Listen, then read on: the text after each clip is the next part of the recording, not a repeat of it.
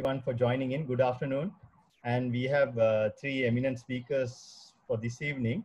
I'll start off with ladies first. I'll start off with Dr. Samanthi.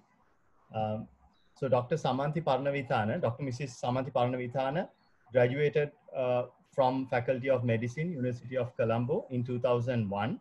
She obtained her MD Dermatology degree from the University of Colombo and started her career as a consultant dermatologist at the base hospital Mavanella in 2011. She is now practicing as a consultant dermatologist in the private sector in Colombo for the past 8 years. Next, we have two royalists. I'll start off with Dr. Niranjan Naryasinghe first. Dr. Niranjan is currently serving as a director of the Specialist Skin Center in Colombo. He is also a visiting dermatologist at the Police Hospital, Colombo, and the Central Hospital and Lanka Hospitals. He is also a visiting lecturer, MD Dermatology Program, Postgraduate Institute of Medicine, University of Colombo, and also degree certificate course in Cosmetic Science, Sri Lanka Institute of Chemistry. He was also a former consultant dermatologist in the Ministry of Health, Sri Lanka since 2007. His primary and secondary education was at Royal College, Colombo, completed his MD Dermatology from the PGIM University of Colombo in 2004.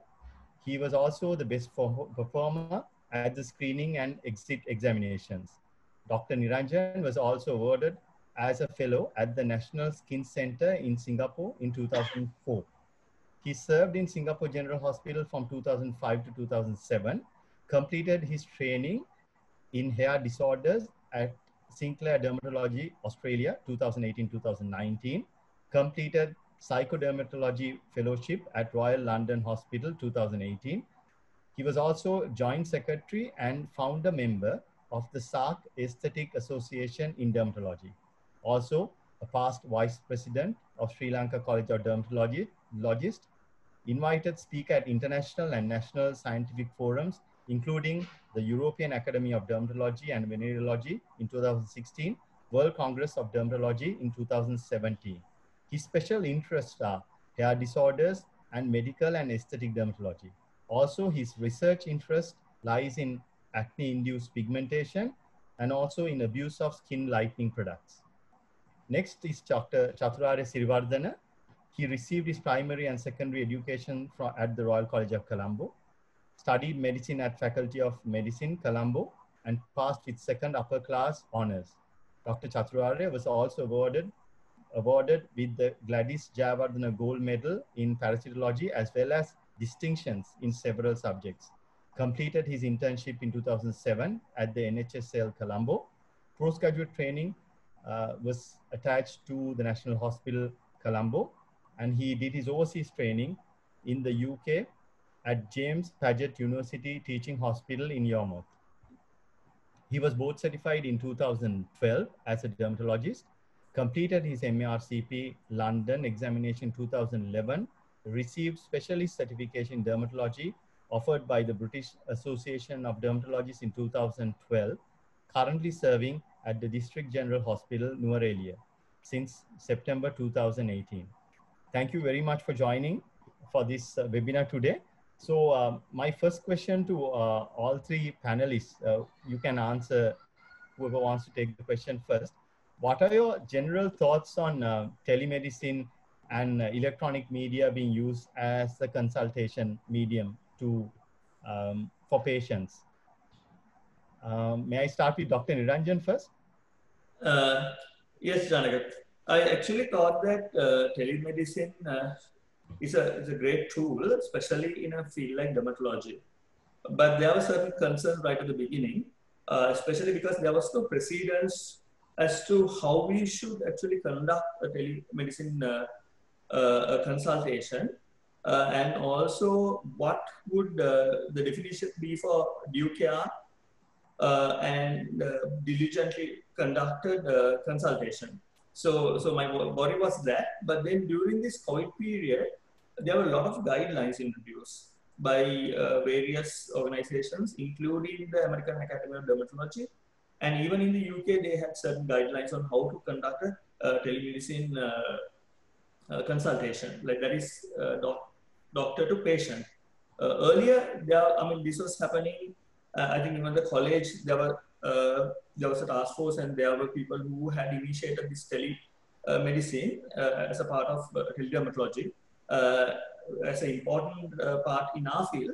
But then the doctor-to-patient model was the problem, and a lot of people were a bit worried about going ahead with this, especially worrying about whether mistakes could be made, wrong diagnosis, miscommunications, and also because we are not seeing the patient firsthand, the diagnosis aspect of it could be a problem because we are not unable to palpate the patient, and also the picture quality would determine a lot. So that was the thing. But then during this period, in the last 4 or 5 months, I learned that there was certain things that that it is a great important part in our consultation model, and there were certain patients who could be managed remotely without seeing them, and in certain instances that was far better than getting them to come to a busy clinic. Thank you very much, Dr. Niranjan. And may I ask Dr. Chaturare and Dr. Samanthi to add in a few points? Thank you, Janaka. If I may to add something, especially in our specialty, in dermatology, it's a highly visual field compared to other fields, say like neurology or say cardiology, where you have to examine patients at hand. Since the visual modality is very prominent in our field, actually teledermatology is a good subspecialty from the dermatology point of view. In the past, actually, when I went for my foreign training, that's the first time I learned about the teledermatology or telemedicine. And that I knew a couple of consultants, they were doing it in the private sector, but I had no idea what it was.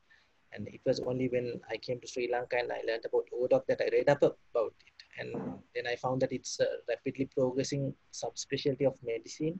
And it's there in, I think, approximately half of the country, close to half of the countries worldwide in a study done in 2015. I presume it's much more now. Especially in the current context with the COVID epidemic and the issues of a lot of patients don't like to come to hospitals unless it's absolutely necessary. And in such a context, I think it's a very useful tool in, as Dr. Niranjan said, in a selected group of patients. Thank you very much, Dr. Chaturare. Dr. Samanthi.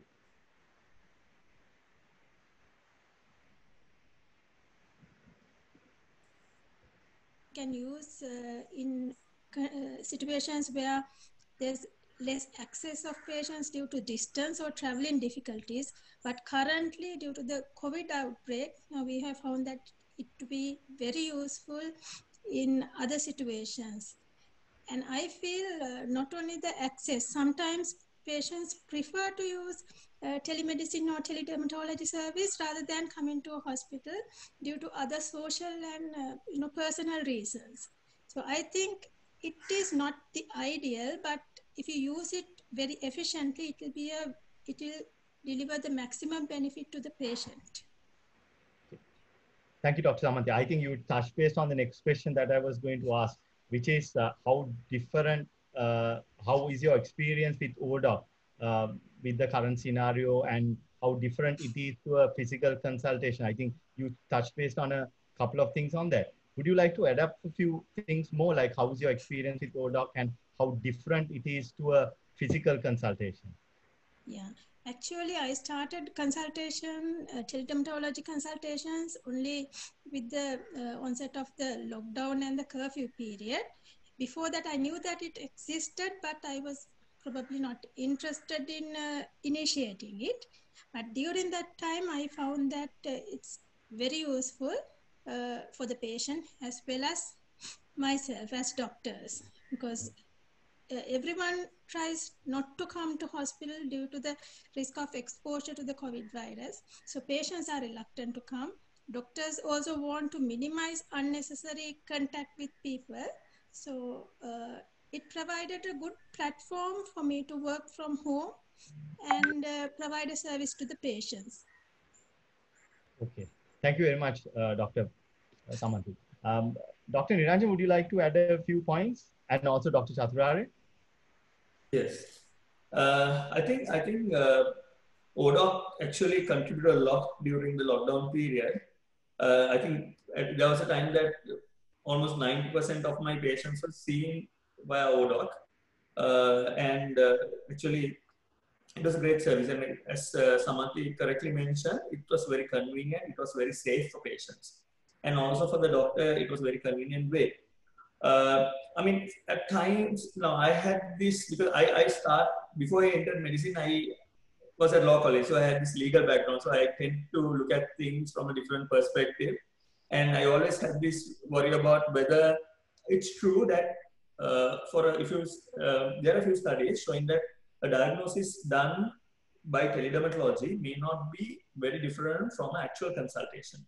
So say the accuracy may be between 75% even for both. So there's not much of a difference.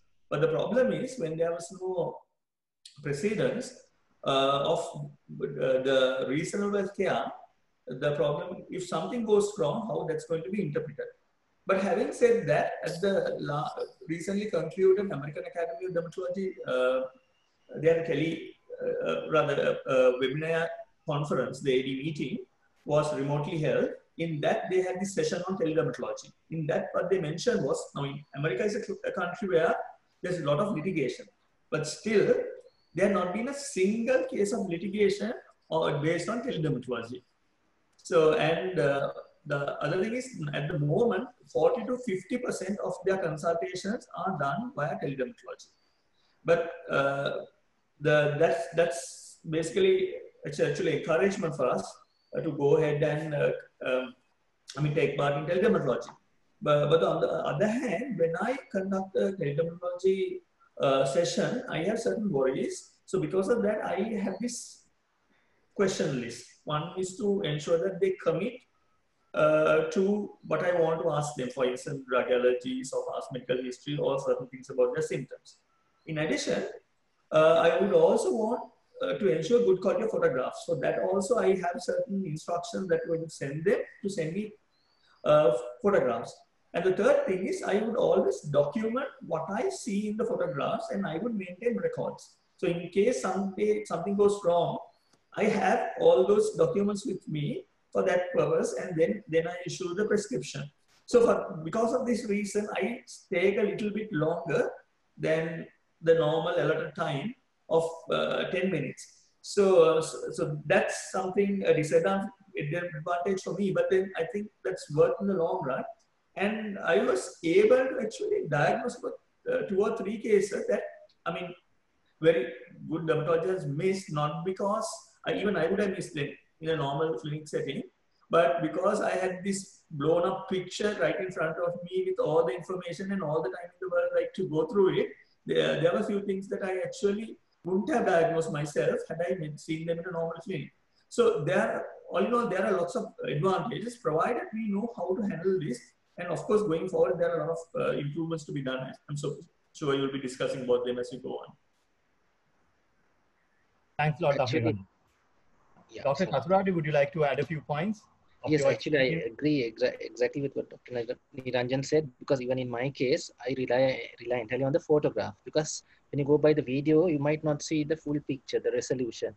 So it's very important to see a good quality photograph, and that's quite important. I do tell my patient always to send a photograph, and that also I instruct to go under good source of light and take from several angles a non-blurred photograph. And I find that that's really helpful, because the other thing is, unlike in a busy clinic setting, you get the photograph beforehand. So you have plenty of time to have a look at it and, formulate the thought process, and even up to the management in your brain, you can work it out, although it may change when you discuss with the patient. So that helps quite a bit. And as Dr. Niranjan said, you can enlarge the picture quite a bit, more than what you see in the naked eye. So it does help. The only times I've had a few shortcomings are when you're trying to check on things like hair disorders or dandruff, certain types of dandruff, whether you're not sure whether it's psoriasis, and of course very rarely things like leprosy, where you have to feel for sensation.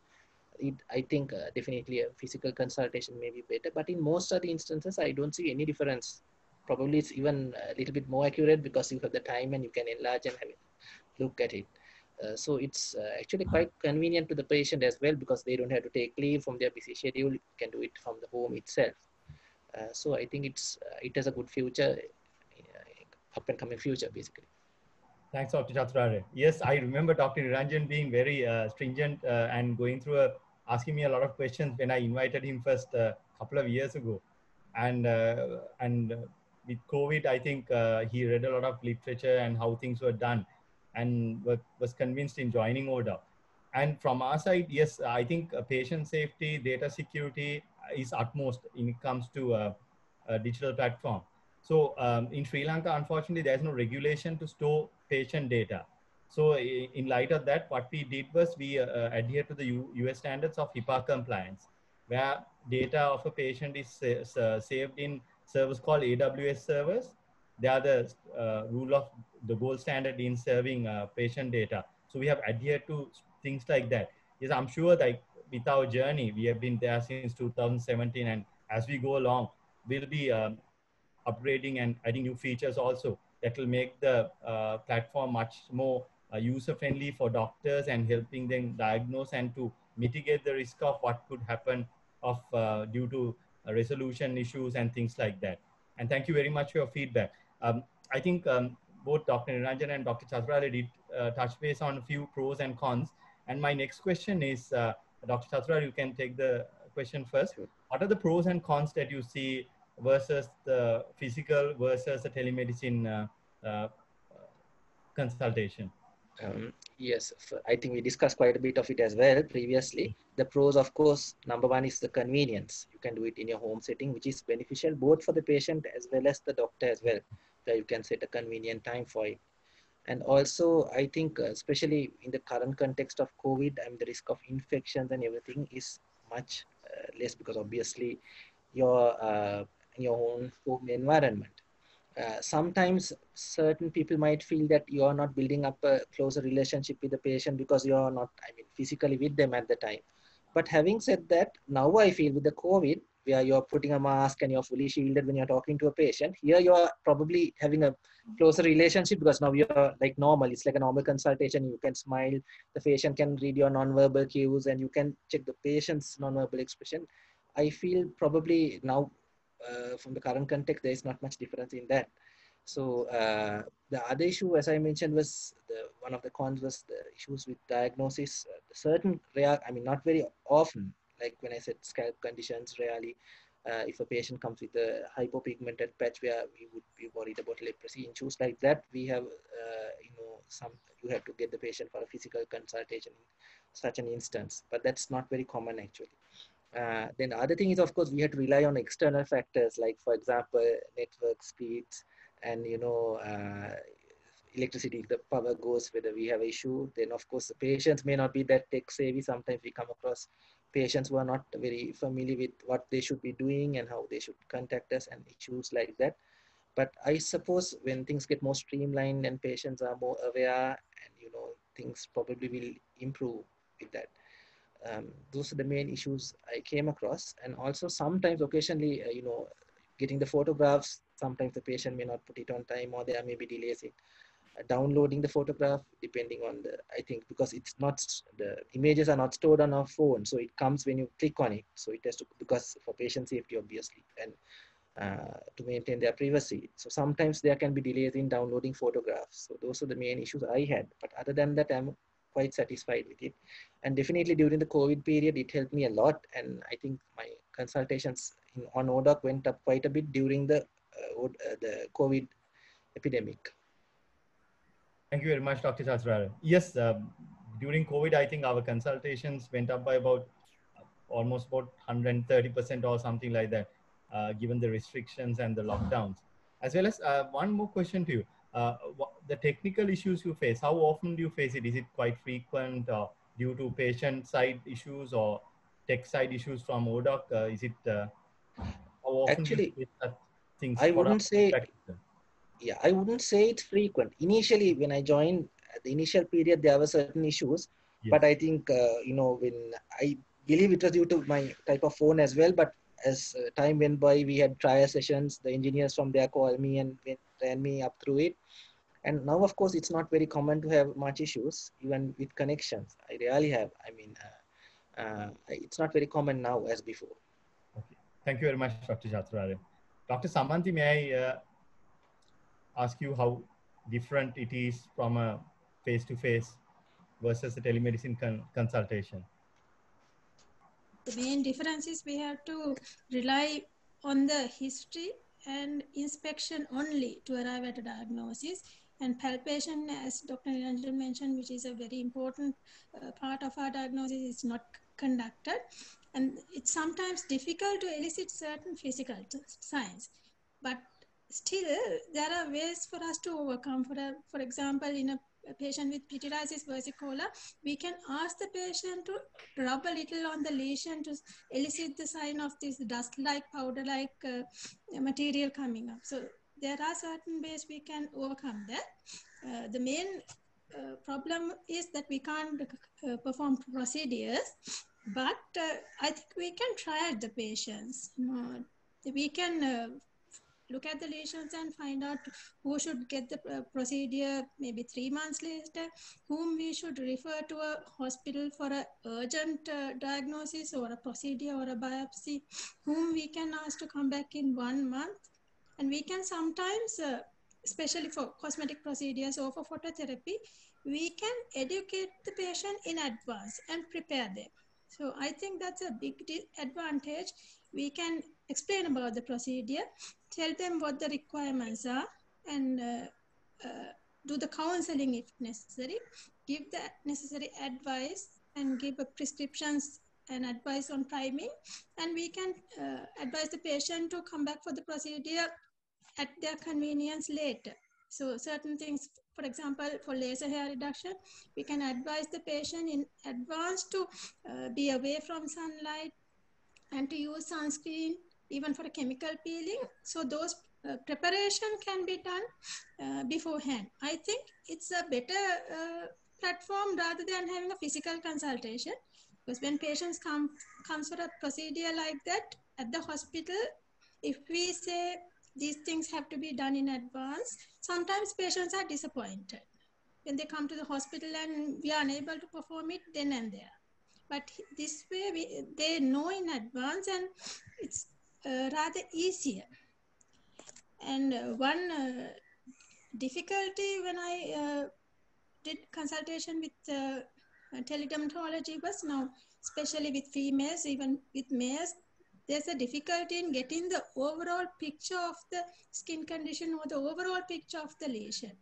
That may be due to the difficulty with using the video camera, or sometimes the photographs are not of good quality. It just shows one area of the lesions. So those things we might have to communicate more with the patient to get a proper advice, give the proper advice. And unless some certain situations, unless the patient comes for a full proper examination, we can't arrive at the diagnosis. So certain instances, we can't arrive at a diagnosis and we have to get down the patient. One advantage was, again, that we could get the patient's details, previous prescriptions, photographs beforehand, and we can prepare for the consultation. We can go up to the level of writing the prescription partially before we see the patient. So that's a very big advantage. Thanks a lot, Dr. Samanthi. Dr. Niranjan, may I ask what are your thoughts on pros and cons? I think you did touch base on a few. I think most of them actually have dealt with. Like from my experience, I'll elaborate on few. Yes. Now, the thing is, I said the pictures are there, so making a diagnosis is quite easy beforehand. Also, we can blow them up and have a closer look as compared to a normal consultation. Now, another advantage would be that the certain patients actually don't need to come, especially for follow-up, especially as somebody who is on immunosuppressive drug. It would be better to do the blood test, to send all the reports, to review them, and to plan. And unless physically we need to see them, so those follow-ups, it will be quite helpful. One thing, you're not putting them at risk. Other thing, it saves time for them, the doctor as well as the patient. Now, in addition, now for me, my case, I actually maintain a separate data bank of all the patients that I'm seeing with their photographs. So for future visits, it's very easy even to compare and see. And as Samantha said, like you can get down their past prescription, you could even keep them. So actually, I of course was maintaining a separate thing because I think as a doctor, I would be responsible for their data and even the notes, some of the notes, what I give them and what I give on my own may be slightly different, especially because if I am having a differential diagnosis in mind, I would keep them. So in this platform, I mean, although I was using this platform, parallel to that, I was doing certain things. So that I would say like that's something, an improvement that can be done in the future. If there is a way within the system itself, like in a normal EMR, electronic medical record system that is found, I mean, in the West, where we could have something that we generate a prescription plus something that is maintained by the medical institution, which is under, I mean, locked by password, only accessible to the particular doctor. Now, apart from that, the thing is, the palpation wise, yes, there are times we would need to palpate. So in that case, we would need to get the patient down. But as Chaturanga said, I mean, in dermatology, most often we can manage without it. But currently, like in the last couple of years, I have got hooked on the dermatoscope. So for almost every condition, I tend to use the dermatoscope to improve my diagnostic skills. And for that, of course, yes, especially for hair disorders, I find it a bit difficult to differentiate the subtle differences just on a normal photograph. So, but still, most of the other conditions, it's quite easy to come to a reasonable diagnosis. Now, another problem I had is I'm like quite well good at typing on a desktop or a laptop, but on the phone, I find it difficult to do my typing. So because of that, I make my prescription separate. Like only on certain instances, if I'm out of my clinic, that I would use the phone. Otherwise, I do it on the computer. Or else, I mean, you could always write it and send it. Especially because I'm just worried that I might miss certain words or letters, or it may not be as accurate. So that's another problem I face. And you asked Chaturanga also about whether there's any other technical reason. For some reason, maybe the area that I am, but we are using Wi-Fi, but there are times that the calls drop. So initially I had problem, it then improved, I was okay, but then sometimes it would drop, and then because of that I used to resort to other methods to overcome this. But all in all, I mean, the experience has been great, and I'm really grateful for Odoc for coming up with something like this. So the other thing is, as Chaturanga said, like say when you see a patient, actually if you see in a normal clinic, we are wearing a mask, and then actually the facial gestures and all that, and the breaking of ice is very difficult. Here, of course, you can, I mean, meet face to face. I mean, it's like almost like meeting face to face because you are seeing each other. But then there are certain instances, I had a couple of instances where sometimes what we are trying to convey, they don't exactly hang on to comprehend. And also, like in a normal consultation, it's very difficult to read the body cues. And later on, about 2 or 3 months later, although it was mentioned in the prescription that there should be a follow-up, they had actually thought that this condition should be better and it's not got improved, and there's some problem with the consultation. So that again, that's something very important. Like we make a prescription, that our follow-up plan, what it should be very clearly conveyed, and that also it's important. I mean, there is a provision for that as comments in the ODOC app itself. So that can be used, or in your normal prescription, that's something important to record so that the patient knows what the plan is. And especially sometimes if the condition doesn't resolve and it's after a month or 2, they might think, okay, the consultation was useless. So yeah, so those are some of the things I would like to add. Thanks a lot, Dr. Niranjan.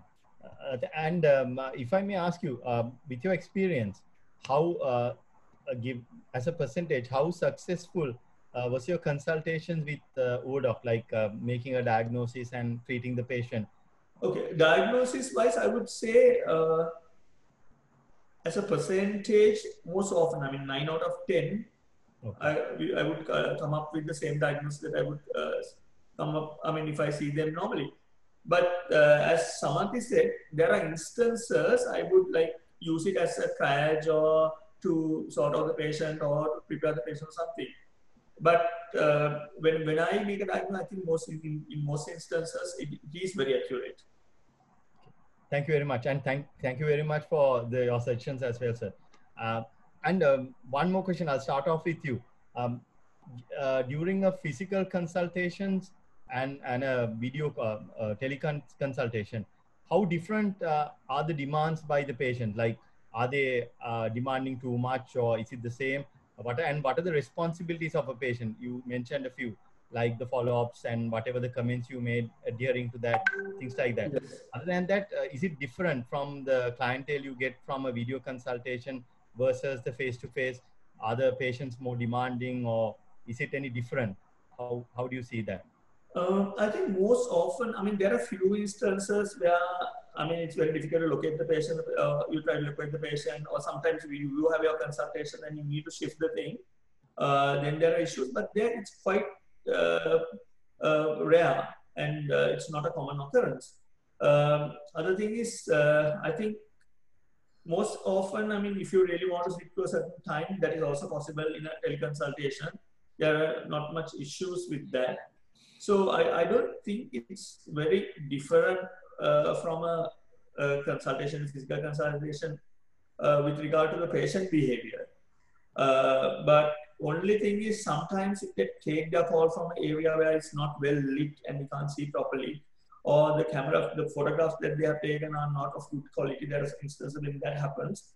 And also in my case, the problem is I have this list of questions that I send. Some of them are not like able to fill it up, I mean, to answer those questions. I mean, that happens sometimes, but in case that they actually fill all the questions, by the time I see them, I have the diagnosis and I have written the prescription as well. But I mean, there are instances that doesn't happen, but then, well, that is even better than a normal consultation if that is possible. So all in all, I don't think there is much of a difference with regard to that, apart from the picture quality and the video quality. Thanks a lot, Dr. Niranjan. And may I ask the same question from Dr. Samanthi and Dr. Chaturarya as well? Dr. Samanthi, how is your experience with ODOC in managing a patient, and what is your success rate in a percentage, if you don't mind sharing with us, please?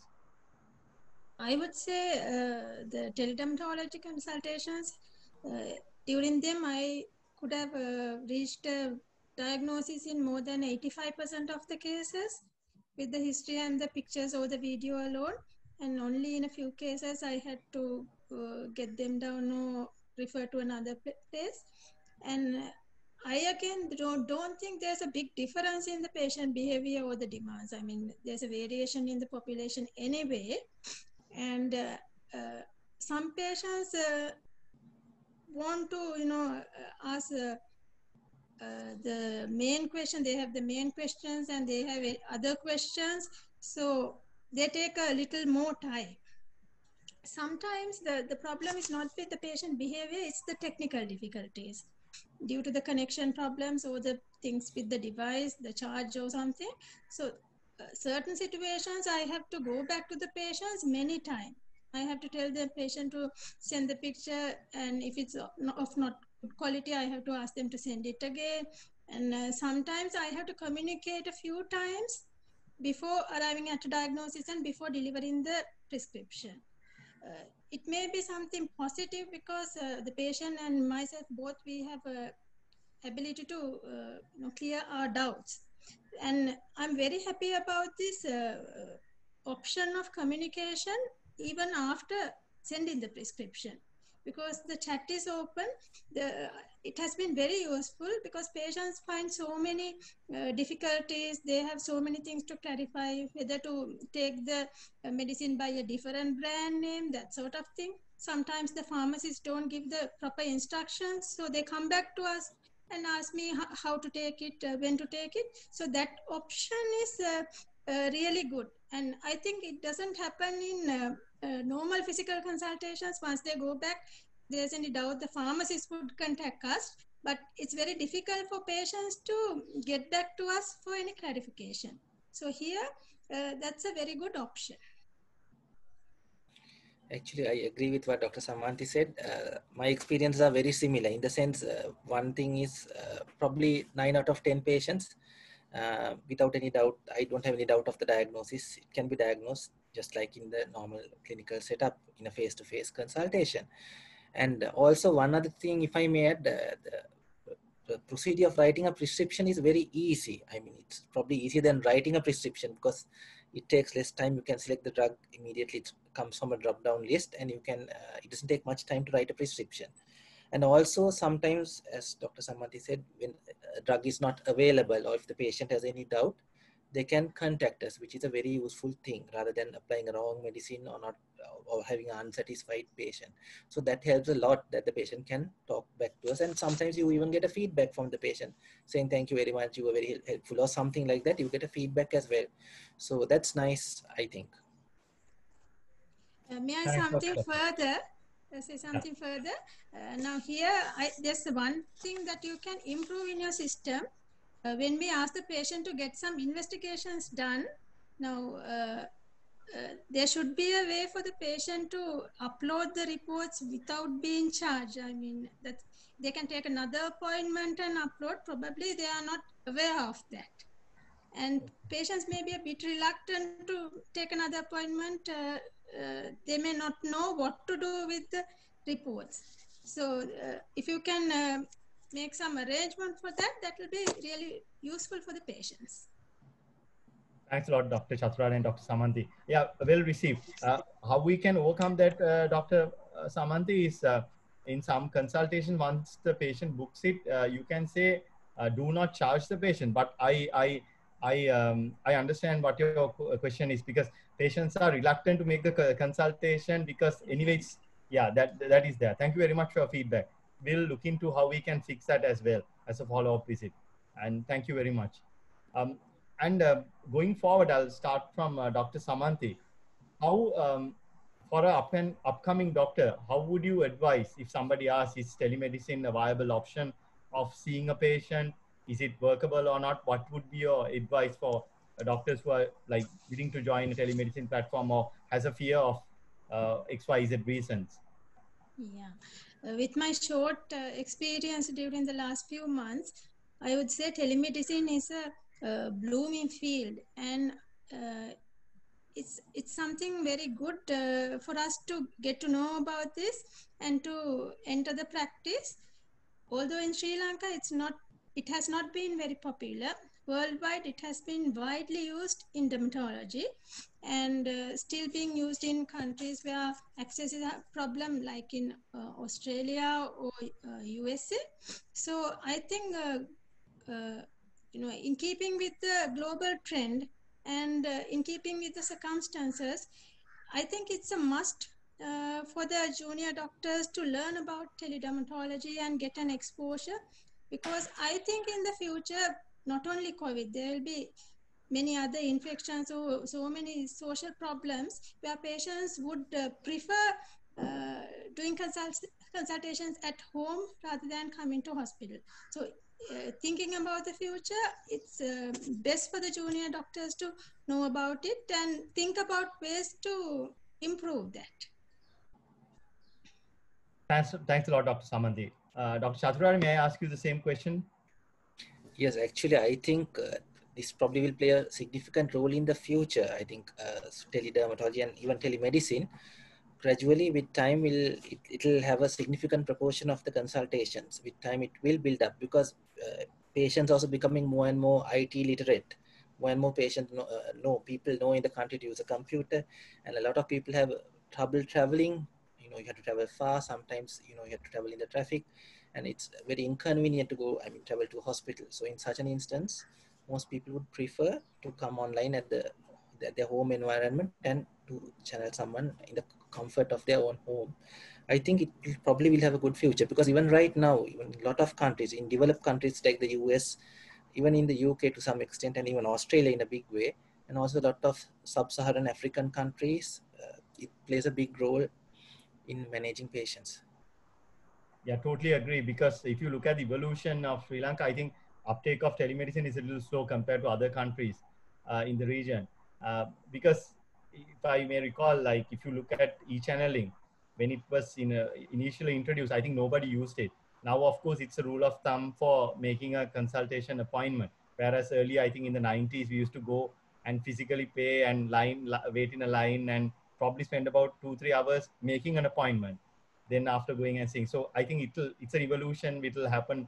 It's slow, but I think with COVID and things like that, Dr. Samanthi and Dr. Chaturari mentioned, it will accelerate the process. Thank you very much for your comments. Dr. Niranjan, may I ask you the same question, please? Yes. I think all doctors going forward in dermatology have to to understand that this is going to be a very important part in our field in the future. As Chaturari and Samanthi both said, I mean, COVID actually gave it impetus, but the thing is, it's going to go forward. I mean, I don't think it's going to die down, because in a busy schedule, a lot of people don't find time to come and see a dermatologist. So in such instances, I mean, there are instances when somebody basically has little time and they try to get the advice from a doctor, and otherwise what happens is they would go to somebody who is less qualified or who doesn't have an understanding, or maybe the beautician. So that way, by offering this service, which is quite convenient to the patient, actually that increases the access to a dermatologist. So I think it's very important for all future dermatologists to understand this, that this is a very important aspect of our practice. And even if you are not going to make it give it a large share of our normal consultations, at least everyone should try it out to see how they can incorporate it. Thank you very much, Dr. Niranjan. Any comments or anything that you like to add, the three speakers that I missed, because we have almost come to 46 minutes now. Anything that you would like add, which I failed to ask? One issue is, Yes, is about patient privacy. Certain patients are now worried about the pictures that they upload, maybe genital lesions or groin rashes or breast lesions. So I think we should educate the patient beforehand. I think you can incorporate into the system about what the patients can do with the pictures, whether they can delete the pictures after they receive the prescription, whether the doctors will save the prescription, because I have had requests from patients asking to delete the pictures. Once I have finished the consultation, I'm unable to reach it. So we should educate patients in advance about what they can do, and we should educate about the safety of the data as well. Thanks a lot, Dr. Samanthi. Very valid point. I think we have to make a note on that, and definitely we'll add that functionality. Thank you very much. Dr. Chaturari, Dr. Niranjan, any comments from your side? Well, one thing convenient is, I mean, rather than taking a WhatsApp call or some other form of communication, is that nothing is stored in our phone, which is very important. I think if we lose our phone or someone steals it or something like that, then, you know, there are a lot of confidential information if it was a message like that. But luckily, nothing is in our phone to be retrieved. So that is, I think, a one plus point. That is a very important point. One thing I was wondering if there is any way you could integrate, say, now if we order lab test or results, say some counts, if it can automatically come to us. Now, for example, in a government hospital, it's like a network. So we get the report to us. Is there any way it would be quite convenient for the patient? I mean, they wouldn't have to book again or anything like that. I mean, if we saw that, if it's possible, I do not know. Yeah, a very good point, Dr. Chaturari. Yes, we were discussing with a couple of hospitals whether we can integrate the system. So whereas once they get a prescription, an investigation done, they will be able to directly send it to our system. It can be done, but other hospitals are not so let's say, welcoming to that suggestion. Maybe they see telemedicine as a threat for their future OPD practice. That might be the reason. But some hospitals were interested, but it's a very slow progress because I think a lot of hospitals are trying to develop their own systems and things like that. But it's a very good point. We have been working on it, but unfortunately, as of now, we have not been successful on that. Thank you for that. Yes. Something I've been telling you, Janik, from the beginning is like, I have not felt very comfortable in managing with a phone, especially because I would like to make certain notes about my observations, examination findings, in addition to the history. So I was actually thinking, going forward, at some point or another, if you could actually come up with a like a medical record system, which is based on international standards, where I mean it's confidentially maintained. Because the thing is this: now some people, when they talk about data rights, they say that like the patient should have access to all the things. But there are instances where we make a differential diagnosis and we make certain notes. We cannot convey all that to the patient. One thing is, yeah, we may upset the patient. Other thing is, I mean, in certain psychiatric, I mean, if they are suspecting something, it's not quite right to tell them at the beginning.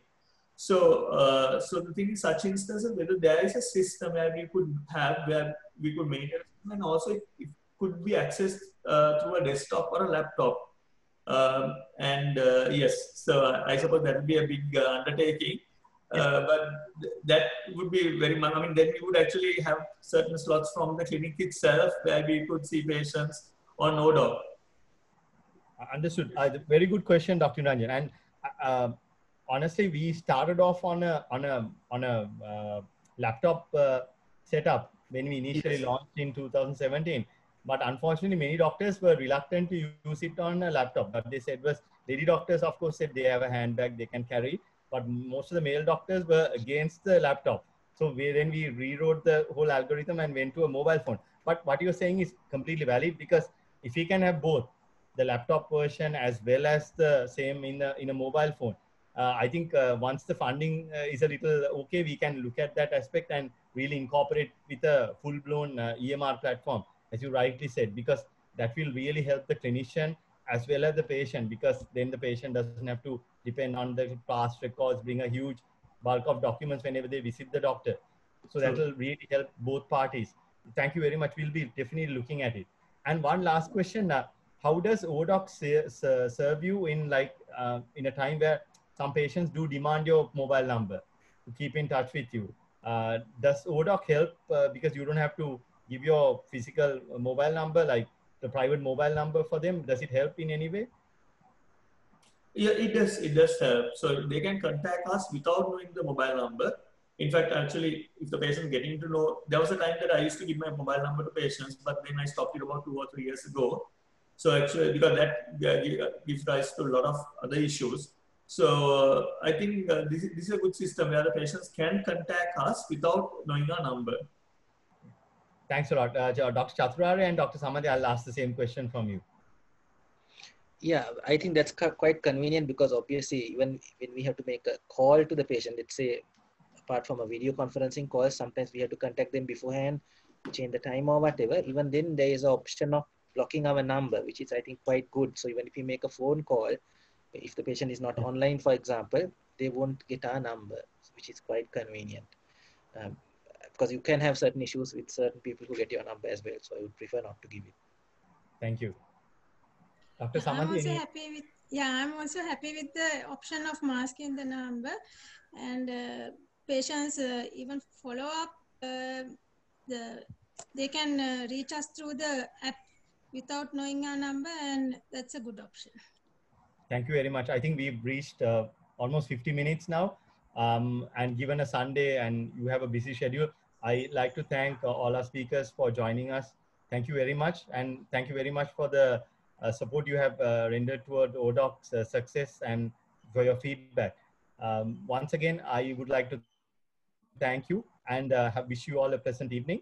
Harshak, would you like to add anything more? Yeah, actually, the same as you, Janaka. I'd also like to thank Dr. Niranjan, Dr. Samanthi, and Dr. Chaturare for taking their time off on Sunday and giving us their views on this webinar. and also to thank participants and to let everyone know that we'll be continuing this webinar series. We'll be continuing with different specialties. So we've done it for pediatricians, psychiatrists, and now dermatologists, and we'll be continuing it in the future as well. And just to just like you said, Janaka, for the past, the company's been there for like 2 years, and we've been giving out new features. So like call masking is one of the recent features, and EMR also we are looking at trying to get that also. So yeah, I think yeah. Before we close the forum, I would like to know whether the participants have any questions. Sorry, I couldn't ask that earlier. Good evening, I'm Gumidu. And thank you very much for the nice presentation and very suitable for this time in COVID. And thank everybody for presentation. I have a small question. Actually, I did my research on telemedicine, telehealth, rather telehealth. And actually what you said most is correct.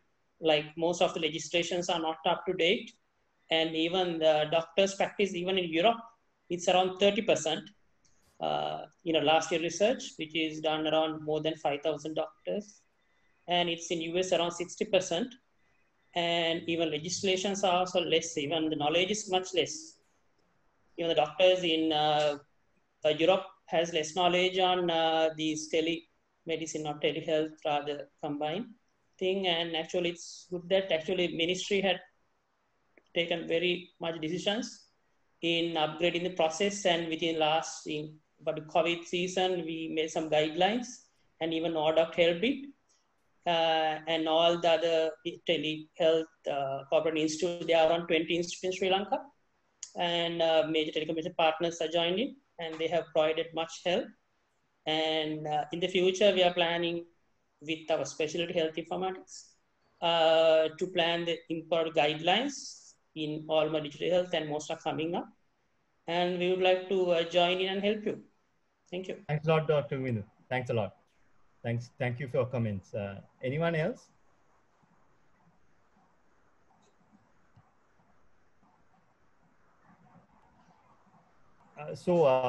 I forgot to mention this, so let me complete by saying that so ODOC was formed in, we launched it in 2017, and 2017 October, we won the best telemedicine platform in Commonwealth competition. So we have been, now it's about 3 years since we have launched, and we have currently 200,000 users and about 65 companies joined in for our services, mainly garment factories, Brandix, MAS, MA, things like companies like that, as health benefit packages for them. So that's a little bit about ODOC. And also we have won a few outside awards like Startup in India as well as in the US. And we are part of StartX, which is the Stanford startup ecosystem as well. So that's a little bit about us. And lastly, I would like to thank our speakers for joining us and making this event a success, as well as the participants who joined us to make it a success. Thank you very much and have a great evening. Thank you. Thank you. Thank you for the opportunity.